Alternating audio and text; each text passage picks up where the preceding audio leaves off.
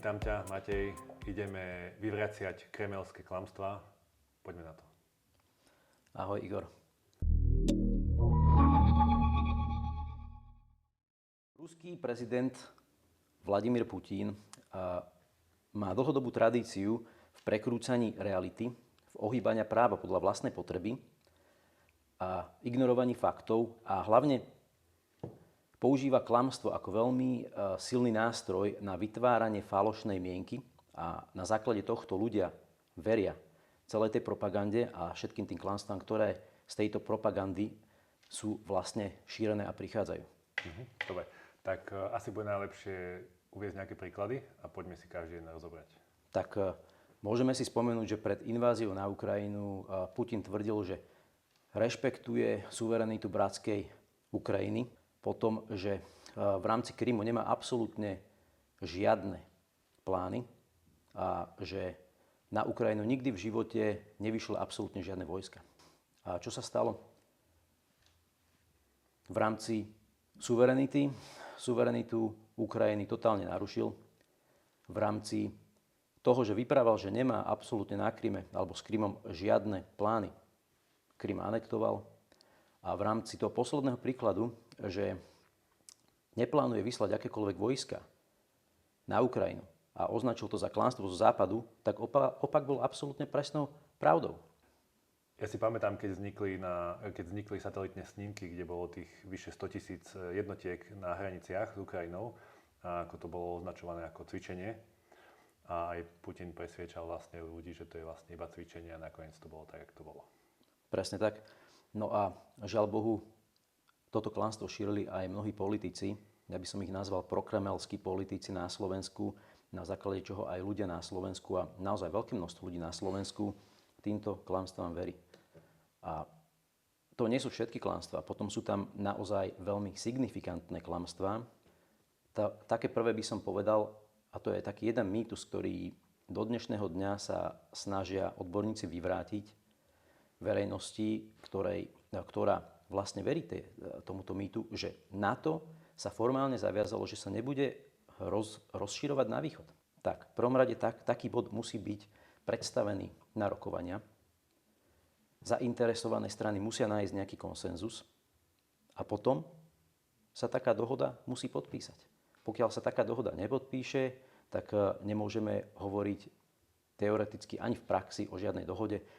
A potom ešte, aby som nezabudol, aby to malo právny záväzok, tak také niečo sa musí aj ratifikovať. To znamená, že teraz vlastne, ak by to tak bolo, to by znamenalo, že Ukrajina nikdy v živote už nemôže nič také podobné, do ničoho takého podobného vstúpiť, lebo sa dvaja dohodli niekedy v minulosti a nikto o tom nehlasoval, tak? Existovali nejaké neformálne rozhovory, že existovala nejaká neformálna téma, ktorá nikdy nebola prerokovaná, ktorá nikdy sa nedostala do štádia nejakej dohody a teda ani nemohla byť podpísaná a ratifikovaná, teda že nič také neexistuje. No a Putin presne v rámci tohto klamstva sa snaží presviečať ako národnú, tak aj medzinárodnú spoločnosť, že vlastne NATO sa zaviazalo, že sa nebude rozširovať na východ.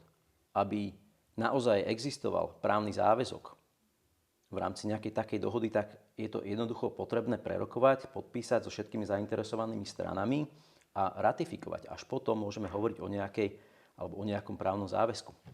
Takže NATO sa nikdy v živote nezaviazalo, že by sa nerozširovalo na východ. A jednu vec musím povedať. Medzi Ruskom a NATO existuje zakladajúci akt. Dohoda tvrdí, že aj Ruská federácia, aj Severoatlantická aliancia jednoducho budú rešpektovať suverenitu štátov, že budú rešpektovať ich územnú celistvosť a čo je veľmi dôležité, zaviazali sa v tejto dohode, že budú rešpektovať právo iných štátov na rozhodnutie sa o svojej vlastnej bezpečnosti. A to jasne znamená, že Rusko sa zaviazalo, že bude rešpektovať, keď sa akákoľvek krajina rozhodne byť členom NATO. No ďalším dôvodom, ktorý pochádzal z úst Vladimíra Putina, bola tzv. Genocída ruského národa alebo ruskej menšiny na Ukrajine? Jeden z dôvodov, ktorý Putin použil na obhajobu svojej invázie bolo, že Ukrajina mala páchať genocídu na ruské menšine žijúce na Ukrajine. Áno. Teraz, medzinárodné spoločenstvo vyzvalo Ruskú federáciu, aby predložila také dôkazy. Ruská federácia odmietla predložiť dôkazy, rovnako ako aj odmietla sa zapojiť do akýchkoľvek vytvorení vyšetrovacích tímov.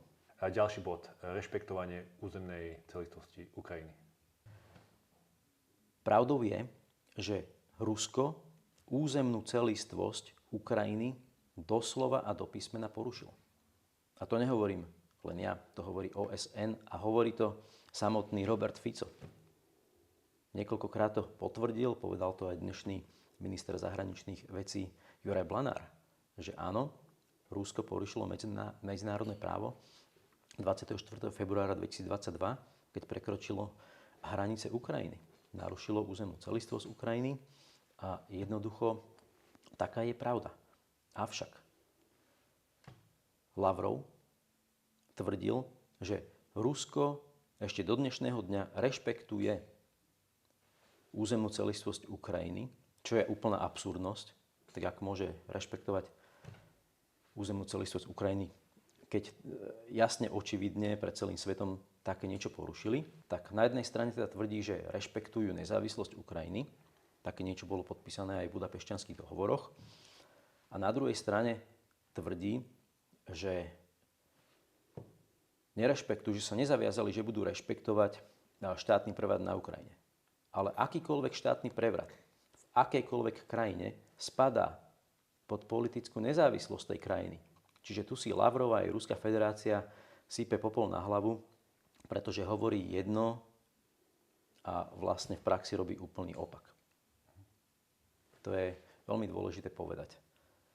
A mnoho ľudí samozrejme tomu verí. A keď sa ešte dostaneme k tomu dokumentu Budapešťanské dohovory, je pravda, že to nemá právny charakter, pretože to nikdy nebolo ratifikované. Avšak to, že to nemá právny charakter, neznamená, že tá dohoda sa môže len tak porušiť. Túto dohodu v rámci tejto dohody bol nájdený konsenzus medzi Ruskou federáciou, Spojenými štátmi a Veľkou Britániou a dohodli sa na jasných bodoch, ktoré samozrejme Rusko porušilo.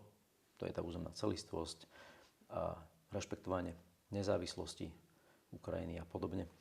A vlastne tieto body sa opierajú aj o chartu OSN. Ďalšie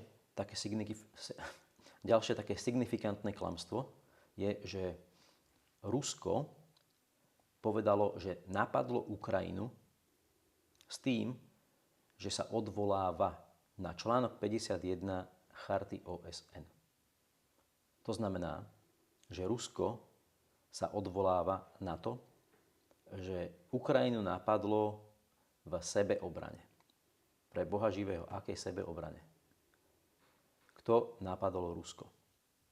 Toto je absolútna absurdnosť zo strany Ruskej federácie, ktorou sa snaží klamať verejnosť. Skúsme sa pozrieť troška do budúcnosti. Predstavme si situáciu, keď Ukrajina bude členom EÚ a súčasťou NATO.